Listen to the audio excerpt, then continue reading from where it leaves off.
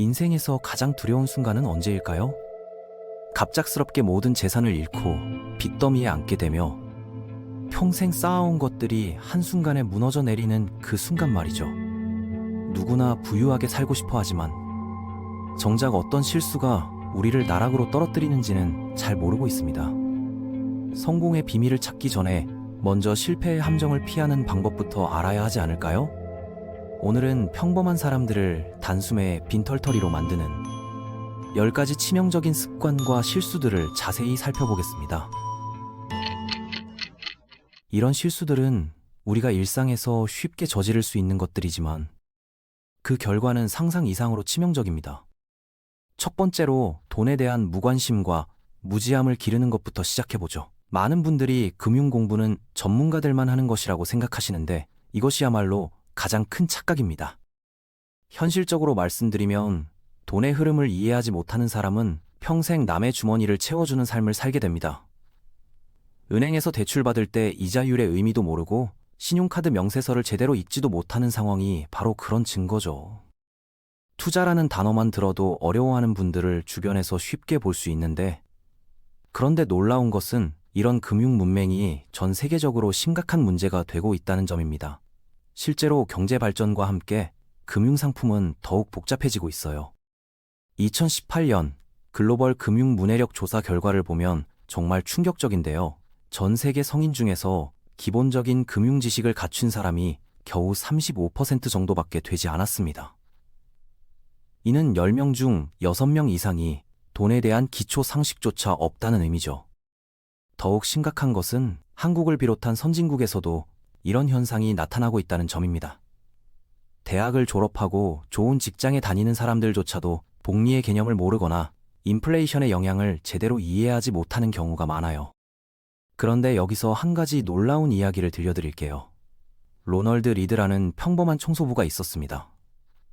그는 평생 주유소 직원과 청소부로 일하면서 최저임금 수준의 월급을 받았어요.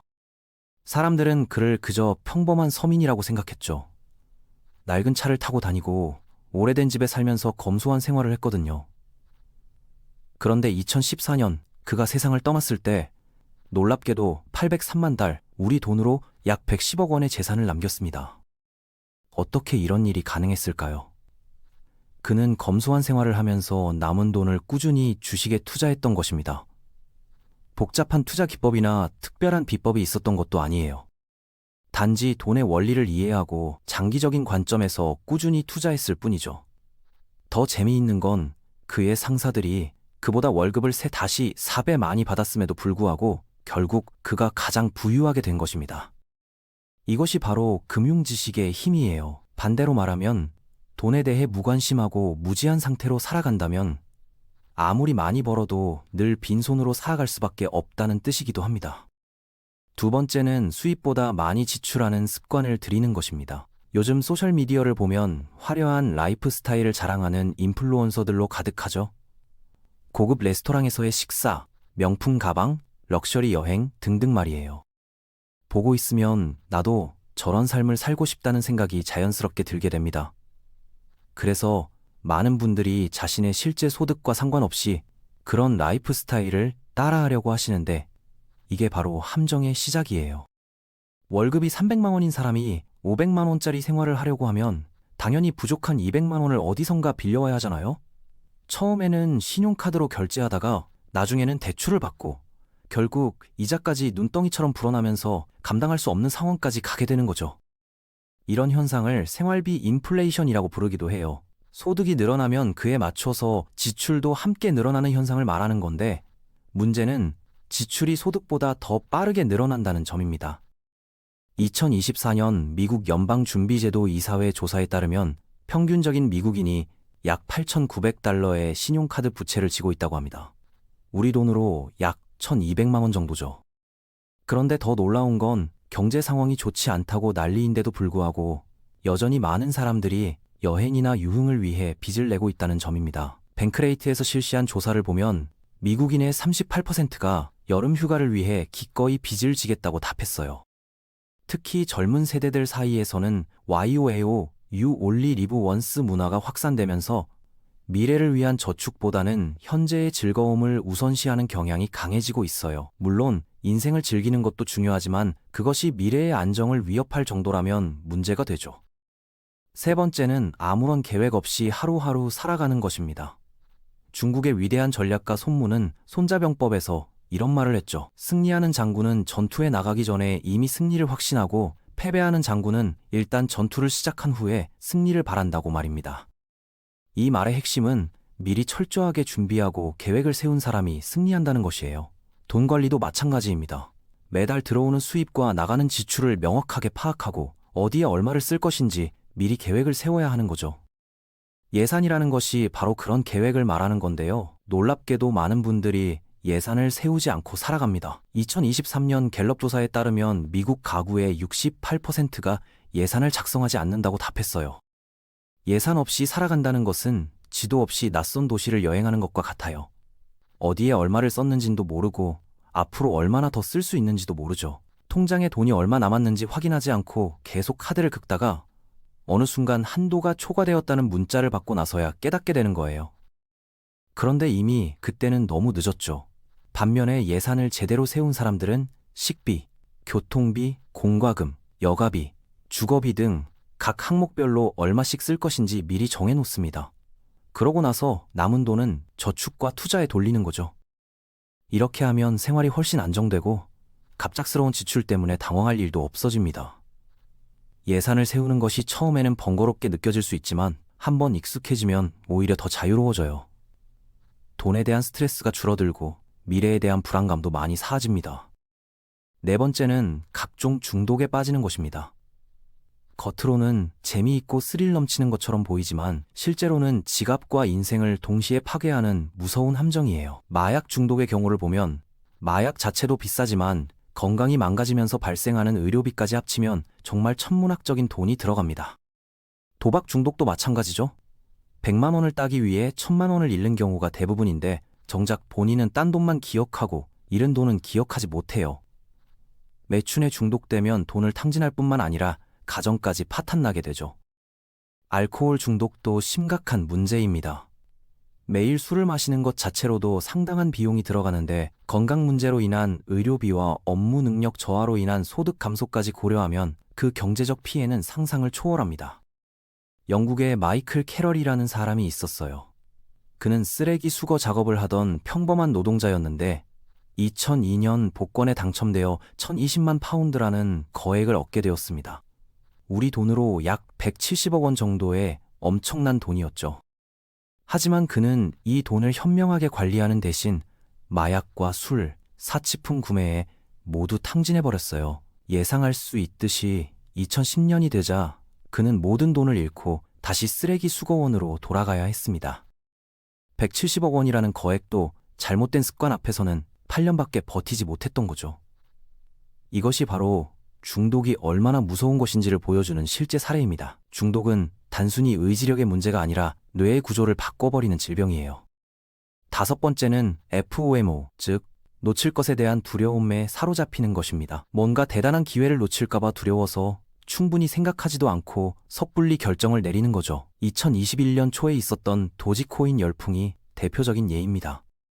원래 농담으로 만들어진 암호화폐였는데 갑자기 엄청난 인기를 얻기 시작했어요.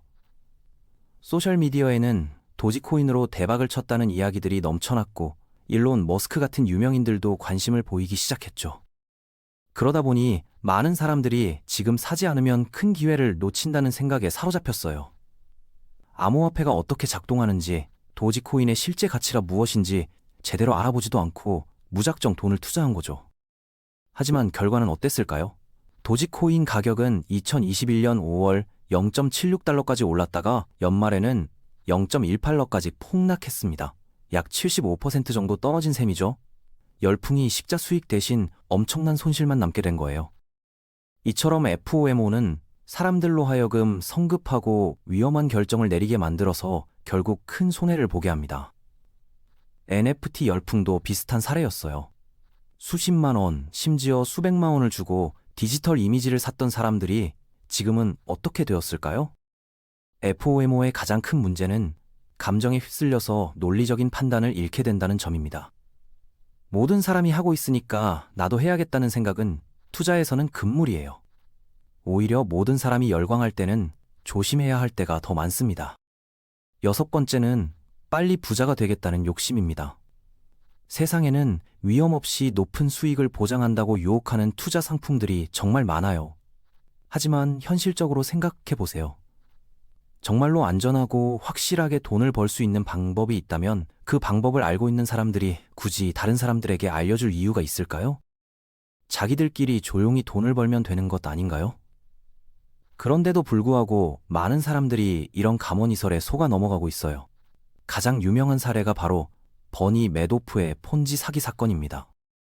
그는 투자자들에게 위험이 거의 없으면서도 꾸준히 높은 수익을 낼 수 있다고 약속했어요. 실제로는 새로 들어오는 투자자의 돈으로 기존 투자자들에게 수익금을 지급하는 방식이었죠. 마치 돌려막기를 하는 것처럼 말이에요. 이 사기극이 발각되었을 때 수많은 사람들이 평생 모은 돈을 모두 잃었습니다. 심지어 일부 MLM 사업이 합법적이라고 해도 여전히 조심해야 해요. 별다른 노력 없이 쉽게 돈을 벌 수 있다고 하는 일에는 반드시 함정이 있다고 생각하셔야 합니다. 한국에서도 유사한 사례들이 끊임없이 발생하고 있어요. 코인 투자, 부동산 투자, 각종 펀드 투자 등의 이름으로 고수익을 약속하면서 사람들의 돈을 모집하는 사기들이 계속해서 나타나고 있습니다. 일곱 번째는 저축하지 않는 습관입니다. 많은 분들이 돈을 은행에 그냥 놔두지 말고 투자해서 돈이 일하게 하라는 말을 들어보셨을 거예요. 물론 투자를 통해서 자산을 늘릴 수 있다는 것은 맞는 말입니다. 하지만 투자 상품의 가치는 언제든지 변할 수 있고 긴급한 상황에서는 바로 현금으로 바꾸기 어려울 수도 있어요. 그렇기 때문에 비상시에 대비한 현금 저축이 반드시 필요한 거죠. 비상자금이라고 하는 것이 바로 그런 목적으로 마련하는 돈입니다. 비상자금은 갑작스러운 실직이나 의료비, 코로나 같은 위기 상황에 대비해서 따로 모아두는 돈을 말해요. 일반적으로는 3에서 6개월치 생활비를 충당할 수 있을 정도의 금액을 권장합니다. 더 많이 모아둘수록 더 좋고요. 만약 갑자기 직장을 잃게 되었을 때 비상자금이 있으면 새로운 일자리를 찾을 때까지 여유롭게 버틸 수 있어요. 하지만 비상자금이 없다면 곧바로 빚을 지거나 높은 이자의 대출을 받아야 할 수도 있죠. CNBC와 에이코런스의 조사 결과를 보면 코로나 기간 동안 미국인의 약 15%가 비상자금을 모두 써버렸다고 합니다. 비상자금이 없으면 예상치 못한 지출 하나만으로도 파산의 위험에 처할 수 있다는 걸 보여주는 사례죠. 저축의 중요성은 아무리 강조해도 지나치지 않아요. 투자로 돈을 불릴 수 있다면 좋지만 그 전에 안전망부터 구축해야 합니다. 저축이 없다면 작은 위기에도 무너질 수밖에 없어요. 여덟 번째는 부채에 너무 많은 돈을 쓰는 것입니다. 여기서 부채라는 것은 돈을 벌어주지 못하는 것들을 사는데 쓰는 돈을 말해요. 예를 들어서 집을 사서 임대를 주면 월세 수입이 들어오잖아요. 이런 경우에는 그 집이 자산이 되는 거죠. 하지만 단순히 살기 위해서 집을 산다면 관리비와 세금만 나가고 돈을 벌어주지는 못해요. 그러면 그 집은 부채가 되는 거예요. 자동차도 마찬가지입니다. 많은 분들이 비싼 차를 사는 것이 좋은 투자라고 생각하시는데 사실 자동차는 사는 순간부터 가치가 떨어지기 시작해요. 새 차를 구입해서 딜러샵에서 나오는 순간 이미 10% 정도는 가치가 떨어진다고 봐야 해요. 아우디를 타든 토요타를 타든 목적지에 도착하는 기능은 똑같거든요. 물론 업무상 필요하거나 생활에 꼭 필요해서 차를 사야 하는 경우가 있을 수 있어요. 그런 경우라도 예산에 맞지 않는 비싼 차에 무리해서 대출을 받는 것은 피해야 합니다. 차라리 훨씬 저렴하고 실용적인 차를 사거나 좋은 중고차를 알아보는 것이 현명한 선택이에요. 부채는 가능한 한 최소한으로 유지해야 합니다. 나중에 수입이 늘고 여유가 생기면 그때 원하는 것들을 사도 늦지 않아요. 특히 한국 사회에서는 남들에게 보이는 것을 너무 중요하게 생각하는 경향이 있는데 이런 허영심이 오히려 경제적 자유를 방해하는 경우가 많습니다. 아홉 번째는 건강관리를 소홀히 하는 것입니다. 건강과 경제가 무슨 상관이 있냐고 생각하실 수도 있지만 사실 건강은 가장 중요한 자산 중 하나예요. 특히 우리나라처럼 국민건강보험이 잘 되어 있는 나라와 달리 미국 같은 곳에서는 의료비가 정말 비싸거든요. 정크푸드를 자주 먹거나 단 음료를 많이 마시거나 충분한 잠을 자지 않는 등의 나쁜 습관들이 당장은 별 문제 없어 보일 수 있어요. 하지만 이런 습관들의 악영향은 10년, 20년, 30년 후에 서서히 나타나기 시작합니다. 그때 가서 치료비로 엄청난 돈을 쓰게 되는 거죠. 그래서 건강에 투자하는 것이 사실상 가장 좋은 재정적 결정 중 하나라고 할 수 있어요. 비싼 의료비를 아낄 수 있을 뿐만 아니라 삶의 질 자체도 훨씬 좋아지거든요. 건강한 사람은 더 오래 일할 수 있고 더 많은 에너지를 가지고 있으며 더 적극적으로 기회를 찾을 수 있어요. 반대로 건강이 나쁘면 병원비는 물론이고 소득 능력까지 떨어지게 됩니다. 특히 스트레스 관리도 중요해요. 만성적인 스트레스는 다양한 질병의 원인이 되고 잘못된 판단을 하게 만들기도 합니다. 건강한 식습관, 규칙적인 운동, 충분한 수면은 단순히 건강뿐만 아니라 경제적 성공을 위해서도 필수적인 요소들입니다. 마지막 10번째는 나쁜 영향을 주는 사람들과 어울리는 것입니다. 방에서 가장 똑똑한 사람이라면 잘못된 방에 있는 것이다 라는 유명한 말이 있죠. 유치원 선생님이 아닌 이상 말이에요. 이 말의 의미는 나보다 더 현명하고 뛰어난 사람들과 함께 있어야 한다는 뜻입니다. 그래야 좋은 조언도 듣고 긍정적인 영향도 받을 수 있거든요. 친구들과의 관계는 우리 인생에 정말 큰 영향을 미쳐요. 게이머들과 어울리면 자연스럽게 게임 이야기를 하게 되고 성공한 사업가들과 친구라면 사업과 투자에 대한 이야기를 나누게 되겠죠. 하지만 마약이나 도박에 빠진 사람들과 어울린다면 어떻게 될까요? 결국 나 그런 나쁜 습관에 빠질 가능성이 높아져요. 실제로 세계적인 골프 선수였던 타이거 우즈의 사례를 보면 이런 영향이 얼마나 무서운지 알 수 있어요. 그는 수많은 대회에서 우승하고 대기업들과 거액의 스폰서십 계약을 맺으며 많은 사람들의 존경을 받았어요. 그런데 찰스 바클리와 마이클 조던 같은 도박으로 유명한 다른 스포츠 스타들과 친해지면서 문제가 시작되었죠. 처음에는 작은 금액으로 시작했지만 점점 10만 달러가 넘는 큰 돈을 걸기 시작했어요. 결국 수년에 걸쳐 최대 5,200만 달러까지 도박으로 잃었을 것으로 추정됩니다. 이처럼 부정적인 영향을 주는 사람들과 어울리는 것은 정말 심각한 결과를 불러올 수 있어요. 그래서 인간관계를 선택할 때도 신중해야 하고 긍정적이고 건설적인 관계를 맺는 것이 중요합니다. 주변 사람들의 영향력은 우리가 생각하는 것보다 훨씬 강력해요. 우리는 무의식적으로 주변 사람들의 행동과 생각을 따라하게 되거든요. 그렇기 때문에 어떤 사람들과 시간을 보내느냐가 인생의 방향을 결정하게 됩니다. 돈에 대한 태도도 마찬가지예요.